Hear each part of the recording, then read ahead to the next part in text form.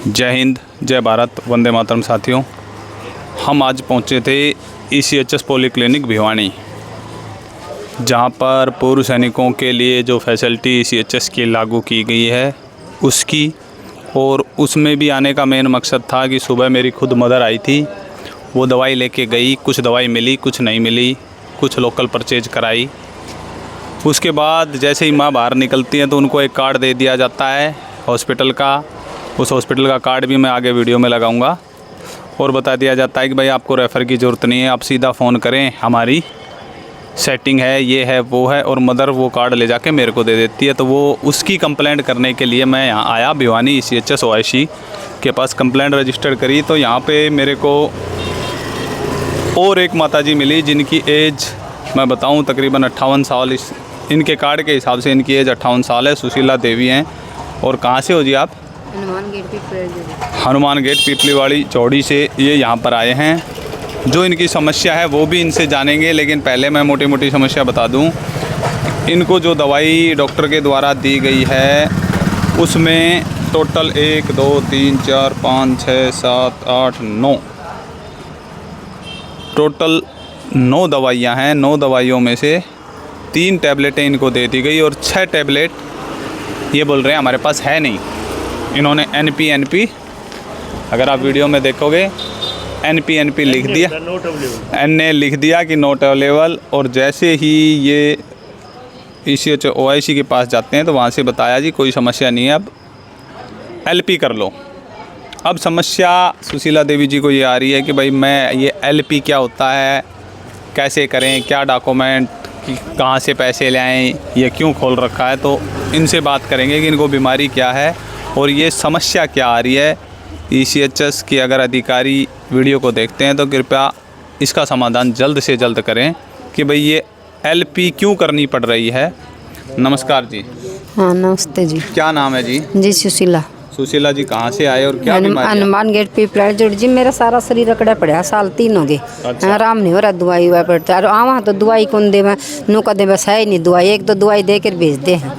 अब आप गए थे ऊपर कर्नल साहब के पास, तो वो क्या बोले? वो क्या बोले, अब LP के रख के वो LP मन तो कौन मेरा भाई। अच्छा हाँ फिर तो अब आप क्या करोगे? इस दवाई को कहाँ से कैसे क्या करेंगे? तो भाई मैं के घर में पीछे ले आऊंगी, फिर ले आऊंगी दवाई मोल, और क्या करेंगे? मोल लोगे यानी कि।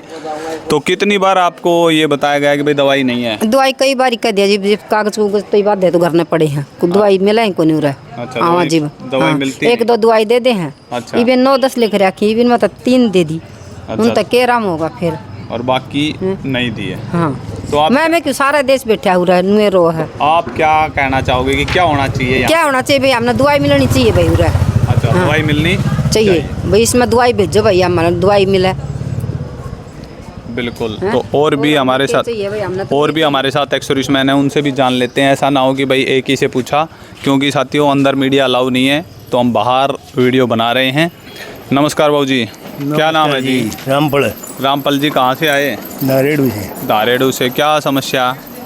मेरे दांतों में दर्द है 4-5 दिन से। आज डेंटल के लिए आए थे, दांत दिखाए थे। अच्छा जी। ये 3 टैबलेट डॉक्टर हमने लिखी। अच्छा जी। उनमें से एक गैस की पेंटाप्रोजोल दे दी, जो पेन किलर है वो तो दी नहीं। अच्छा। उस हिसाब से मिलते हैं तो बोलते LP कर लो। LP करना इतना आसान नहीं होता। पहले कैश लेके कैश पेमेंट करके खरीदो, फिर उसका बिल बनाओ, फिर इनके पास 50 डॉक्यूमेंट और लगाओ, उसके लिए अपना ECHS कार्ड लगाओ, OC की सैंक्शन लगाओ, फिर वो फाइल कितने दिन घूमती रहेगी, कब कैश आएगा उसका कोई भरोसा नहीं होता है।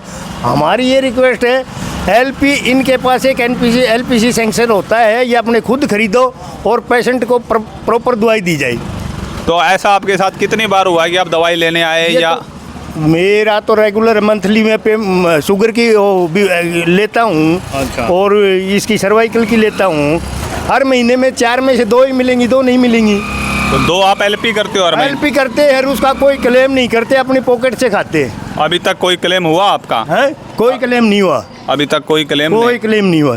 तो ECHS OIC के पास गए आप? हाँ, ECHS OIC बोलते हैं, क्लेम करने में कोई प्रॉब्लम नहीं है। अच्छा, लेकिन पैसा नहीं आता है? पैसा नहीं आता क्या? उसके लिए 15 किलोमीटर गांव, 15 जाना 15 आना, डॉक्यूमेंट बनाना, इनको देना, और 100 रुपये की दवाई होती, 200 रुपये खर्च करके फिर वो एलपी का फ़ायदा क्या है? बिल्कुल। तो आप क्या कहोगे कि भाई ईसीएचएस में दवाई यहीं मिलनी चाहिए या बंद होना चाहिए? दवाई मिलनी चाहिए, ईसीएचएस के अंदर प्रॉपर दवाई मिलनी चाहिए। इनके पास जो दवाई नहीं है तो इनको आते ही रेफर दे देना चाहिए, अपने सिविल हॉस्पिटल में जाओ और अपना ट्रीटमेंट कराओ। बिल्कुल। तो साथियों, सीधा सही जवाब होना चाहिए। कौन सी रेजिमेंट है साहब अपनी? हम तो एसी के। अच्छा, एएससी के कोर से हैं। तो साथियों, ये हमारे साथ अभी 2 पेशेंट मिले थे, जिसमें से दोनों को ही अगर बात करें तो 70% जो दवाई है वो लोकल परचेज करने के लिए बताया जा रहा है। ये बड़ी विडंबना है कि ईसीएचएस के नाम पे पॉलिसी तो बना दी गई है, डेली लेटर भी जारी होते हैं, पॉलिसी अपडेट भी होती हैं, नियम भी बदलते हैं, कानून भी बदलते हैं, लेकिन जब पेशेंट यहाँ पर आता है, जब एक्स सर्विसमैन यहाँ पर आता है, और एक्स सर्विसमैन की विडो जो यहाँ पर आती हैं, उनको अच्छी खासी परेशानियों का सामना करना पड़ता है। तो इसके लिए हम ईसीएचएस ओआईसी भिवानी और ईसीएचएस हेडक्वार्टर हिसार से भी रिक्वेस्ट करेंगे कि इसका एक स्थायी समाधान निकाला जाए कि लोकल परचेज एक्स सर्विसमैन ना करके ईसीएचएस खुद करे, और जो बाहर ये कार्ड वाले ये घूमते रहते हैं, इस पे भी रोक लगाई जाए। अभी के लिए इतना ही। मैं मेरे सहयोगी मिंटू सैनी के साथ महेश चौहान भिवानी से। धन्यवाद।